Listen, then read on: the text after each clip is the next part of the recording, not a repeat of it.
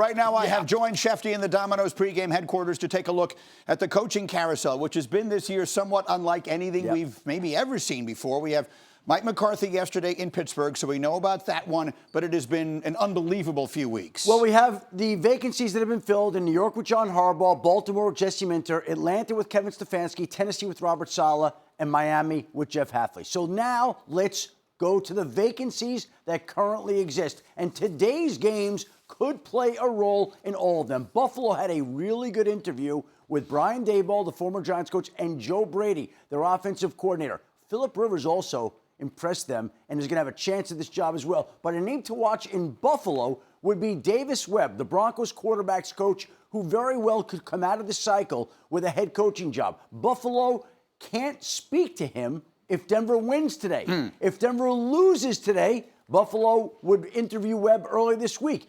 If Denver wins, the Raiders could speak to him because they already have, and they have plans to meet with Davis Webb this week no matter what. Davis Webb square in contention right now for the Raiders job. The Browns met last night with Anthony Lynn, the Commanders' run game coordinator. They're scheduled to meet with the Rams' passing game coordinator, Nate Scheelhaus, in Los Angeles on Monday, and Jim Schwartz, their defensive coordinator, still looms as a favorite in Cleveland. And in Arizona, Mike LaFleur, the Rams offensive coordinator, Raheem Morris, the former Falcons coach, and the Jaguars defensive coordinator, Anthony Campanelli, all in play. But again, the big news yesterday was McCarthy, Pittsburgh. The Steelers feel like they're going to their roots, somebody that knows the city, somebody that understands the franchise. He's always wanted to coach that team. And, of course, that now opens up a whole slew of possibilities at quarterback. They believe McCarthy can work with Mason Rudolph and Will Howard. But the real question is, can he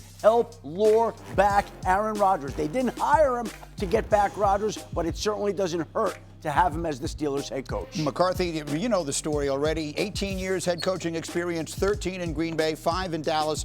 Led the Packers to a win, ironically, against the Steelers in the Super Bowl with Rodgers as his quarterback. Overall, McCarthy and Rodgers won 107 games together, which is 9th amongst coach QB duos in the Super Bowl era. Interesting little note, Mike McCarthy at 62 is the oldest person ever to coach the Steelers. Not only at the time of their hiring. I mean, no one ever got to be 62 while coaching the Steelers. It's completely opposite what they have normally done in the past. And Schefter brought up the Aaron Rodgers of it all. Hard to imagine that the Pittsburgh Steelers, find themselves in a position where they are that desperate at the quarterback position, but they really may be. Yeah, if that's the only place that they're going to go, I think it is a little bit desperate. Do you want to bring Aaron back for 1 year and give it another go with McCarthy? I mean, you can do that, but there was a lot of struggles this year. I mean, we're trying to win championships in Pittsburgh, I would assume. I would love to see McCarthy, along with Aaron Rodgers, another quarterback there that is somewhat the future.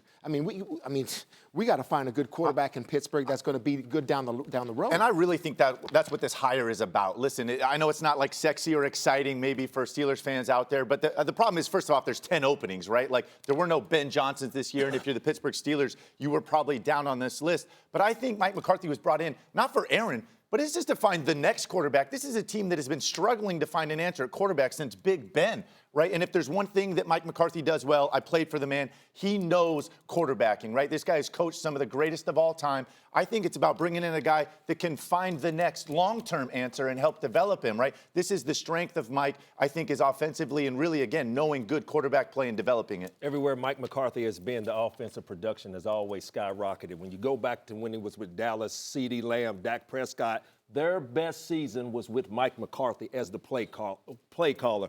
But back to this Aaron Rodgers thing. I don't know the future if Aaron Rodgers is coming back or not. But Aaron Rodgers and Mike McCarthy. Aaron Rodgers was 2-time MVP with Mike McCarthy as his head coach and play caller. So one more year, I don't know what Aaron Rodgers has left in the tank, but one more try to go with Mike McCarthy, because one thing about Pittsburgh, their offense stinks and it needs a lot of help. Well, there's an old saying, the future is a whole string of nows, so we're going to find out here. But I look at this. McCarthy, I think, is a terrific offensive guy. But Pittsburgh, and he knows, growing up in Pittsburgh, what's Pittsburgh all about? It's about that defense. I think it's going to be interesting to see who he hires as his defensive coordinator and what kind of system they implement in there. That, to me, is going to be interesting.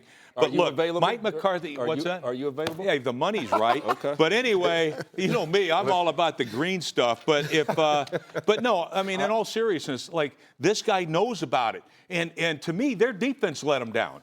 All right, it wasn't just the offense. The offense was sometimes up and down, but their defense wasn't as good. And so what can he do to bring that back as well and bring that fire back to Pittsburgh? It's going to be interesting. I think regardless of whether or not Aaron comes back for one more year, this Steelers team and organization has got to invest again in a long-term answer, potentially someone that can sit and watch, right, a veteran play, and then when he steps in is ready to go. But they've got to be aggressive, I think, and try to find a long-term solution. And it's a little bit different because the long-term answer, you have different needs. But if you go with Aaron Rodgers, it's like, how do you make him succeed and be successful for 1 year? Okay, then you have to protect this man up front. I mean, this is a guy that is 42, 43 years old. You have to play. Your play calls have to be according. I mean, the players around him have to match that. It's a lot different than if you have a young player developing. It's worth a note that the Steelers didn't fire Mike Tomlin. He resigned. So maybe they don't feel, as I think a lot of others do, that they need a reset there. And you don't reset with a 62-year-old coach and a 43-year-old quarterback. That's not restarting a reset. anything. Yes. That's sort of continuing what you've been doing, and what you've been doing hasn't been working. Maybe that's the way they view it. And Greeny, the reason the Buffalo Bills aren't in this game today is also one of the reasons that Sean McDermott is unemployed and the Buffalo Bills are looking for a new head coach. We are down to 4 head coach openings around the National Football League, and we haven't heard Sean McDermott's name connected to any, with him talking to any. He has 2 years left on his contract. At this point in time, you'd have to figure he's not going to be a head coach any of those places, so he can do what he wants this upcoming season, whether that's work in TV, work as a consultant for another team. But it doesn't look like Sean McDermott has coaching in his short-term future here, though I'm sure he'll be back to it someday soon. Meanwhile, here are the Buffalo Bills coaching candidates. Brian Daboll had a good interview. I'm told Joe Brady was very impressive in his interview. Davis Webb, the Broncos quarterback's coach, is close to Josh Allen. That's a name to watch. See Grant Udinski, the Jaguars offensive coordinator. He coached Sam Darnold in Minnesota. Sam Darnold and Josh Allen are very close. Grant Udinski's interviewing today with the Buffalo Bills and has a real chance to land that job. And Phillip Rivers, of course, was very impressive in what he did. Here's Terry Pegula, the Bills owner, on why they made the decision to fire Sean McDermott. My decision to bring in a new coach was based on the results of our game in Denver. How do you answer the fact that you have not given Josh a good enough wide receiver room thus far? Yeah, Can I interrupt? I'll address the Keon situation. The coaching staff pushed to draft Keon.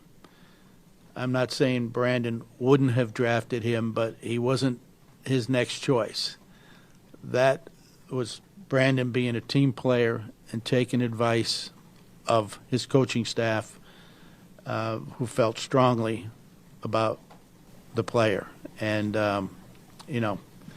he's taken, for some reason, heat over it and not saying a word about it. But I'm here to tell you the true story. So now he hears that from the owner of the team. What would you imagine he's thinking? Tell you what, Keon Coleman, if you better get in the laboratory. And I mean right now. The thing about it, it's different when a coach, a player, someone else in the front office, but you got the head, the CEO of the organization, really telling you basically how they feel about you. So I don't even know how many more years he has on his contract, but y'all know me, I'm always rooting for the underdog. One thing about Keon Coleman, he was an underdog when he went to Florida State. Coming out of Florida State, he's an underdog. Now you have the owner of the organization that employs you is talking about you. So getting in the laboratory and proving people wrong, that's what he has to do. And basically what the owner's saying is, I need a better professional player, another better athlete for Josh Allen. I've seen that clip a dozen times, and every time I hear here. I cannot believe it actually happened. I mean, the fact that the owner is up there, Keon Coleman, like somehow he became the center of why we're firing Sean McDermott and promoting Brandon Beane. No one even brought up like, Keon I know, Coleman. like out of nowhere, just strays, and we're going to drive the bus over this young kid that, I'm sure he's disappointed with how his career's gone. But like, why are we even talking about it? And listen, I do think in some ways this is, detracted from this job. Right? It's Josh Allen. The Bills are amazing. There's so many things to like, but you can't help but look at them and be like, there's some dysfunction going on here, right? This kind of Game of Thrones power struggle that happened somehow between the GM and head coach. And Sean McDermott, all he did, 5 division titles, 6 straight playoff appearances. They went to 2 AFC championship games. You just lost in overtime at the 1 seed. Like, I mean, what is the expectation here for this organization? It's obviously Super Bowl or bust. Go ahead, Rex. Well, the expectation is Super Bowl or bust. And so why the hell isn't Bill Belichick on that list? If you're going to fire Sean McDermott, who's obviously one hell of a football coach, gets you to the playoffs damn near every year, all right, who are you going to replace him with? It's unanimous. If you ask 1 million people who the best football coach in the history of the NFL is, you probably get 1 million people say Bill Belichick. Yeah. Why the hell are you not interviewing him? Like, we can understand if you're going to replace Sean McDermott with Bill Belichick. Nobody would say, oh, okay, all right. Yeah, well, but anybody else is going to come up empty compared to what Sean McDermott did. A lot of things. I really want to go back to what Alex was talking about. The reason why I talk about Keon Coleman getting back to work is, do y'all remember back during the regular season where Keon Coleman was a healthy scratch? Yeah. You know, for multiple games. Yes. Yeah. Then you're talking about you bring in Brandon Cooks, you bring in Gabe Davis. That's the inability for the guys on the outside. They're not making plays. Right. So for the owner to be able to make a statement like that, he's calling me out. He said my name on national television. It's time to take it personal. I'm telling you. It's time to take it personal. Take it personal. Get in the laboratory, man. By the time we see you coming out OTAs and training camp, I need to see the that might be a start too. But that wasn't the coach's fault. That was it. No, but this is the coach's fault, right? Now. No, but that's what I'm saying. No, it's not the general manager's fault, is what I'm trying to say. It's not his fault. This is the coach's fault, right? Because that's what I'm seeing with this whole Terry Pegula thing. It's like, hey, I guess Brandon Beane, I guess you got a pretty good advocate in the owner going there, because I guess, doesn't it say that the general manager can get pushed around? Like, okay, we can force a player on you, Brandon Beane. Where's the backbone from you? So I'm just giving you a player's perspective here. So let me move on to this head coaching thing, what you're talking about here, because that was just a mess with Terry Pegula, okay? This head coaching thing, I mean, honestly, Josh Allen at times can be a head case.